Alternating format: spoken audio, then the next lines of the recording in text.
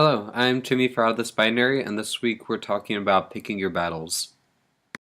I must say, picking my battles is something I'm still really learning a lot about. Still feel like I don't quite yet have the best advice on this as I'm still developing on it, but I hope you can find this helpful.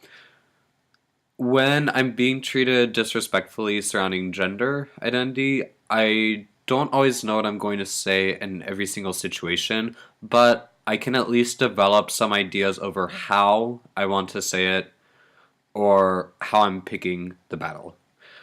It's really, for me, all about measuring out what will make me most comfortable in whatever level of compromise I have to reach. With a lot of my family members, there's many I'm just not going to battle with. I know which ones may never come around or which ones will just take a very, very long time. So with them, I'm either just really passive or completely avoidant. If I am passive, I'll sometimes talk about my experiences, just not very confrontationally. I'll just put it out in the open and kind of let it hang with whatever I talk about, but never really with a confrontational edge, I guess. So I know I definitely have family members that I know want to be supportive of me. So them, I will always express some sort of empathy with like, I know you're trying to learn. I know this might be really new for you. I always have phrases like that. But I'm also one to not really give them much slack either, and I will really let them know if there's like something that is not okay. I'll either just tell them face to face, phone call, email, anything like that. So family members that I know are supportive, still empathetic, but I don't really give them much slack. So I will be picking battles with the friends I consider really close to me or friends that are wanting to become more close with me. I will definitely pick battles if there is a conflict because if they aren't respecting gender identity, it's always been the case that there will be many other conflicts they are having about their perception of me.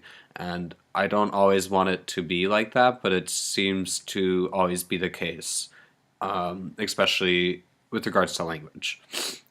So as far as my workplace, I feel like compared to college, I was way willing to pick more battles in college, but not so much at work for the time being. So as far as my elementary students go, they definitely have the most slack, and I'm really okay with that, to be honest. I'll correct them if I'm called Mr. or Mrs. Flock, but never really on pronouns. Um, with the students, I'm just really non-confrontational and simplistic in their questions towards me.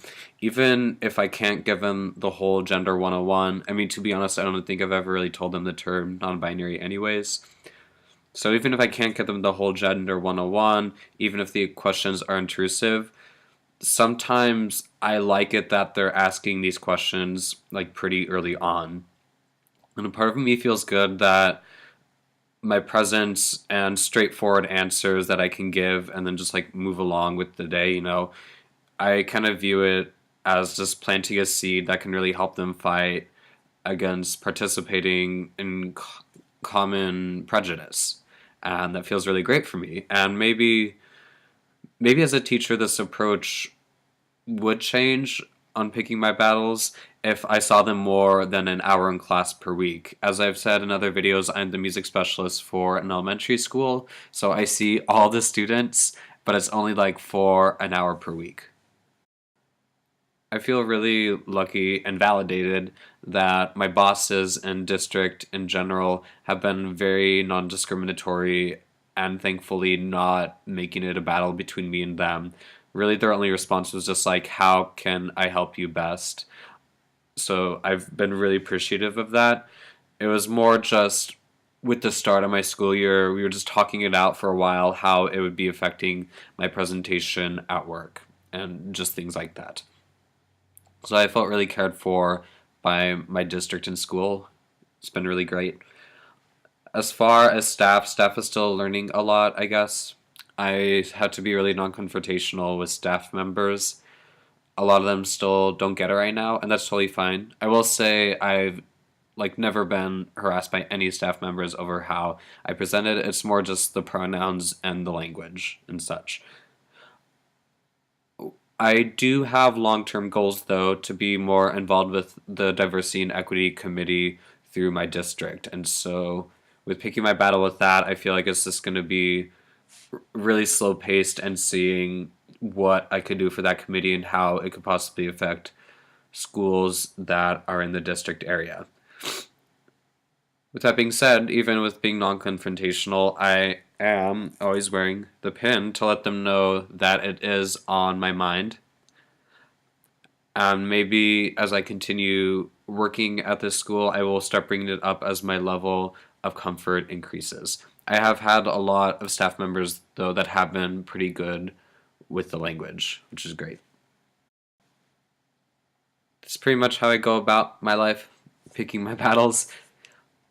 I'll bring it back to this point I said earlier, just really measuring out what will make you most comfortable in whatever level of compromises that you have to make.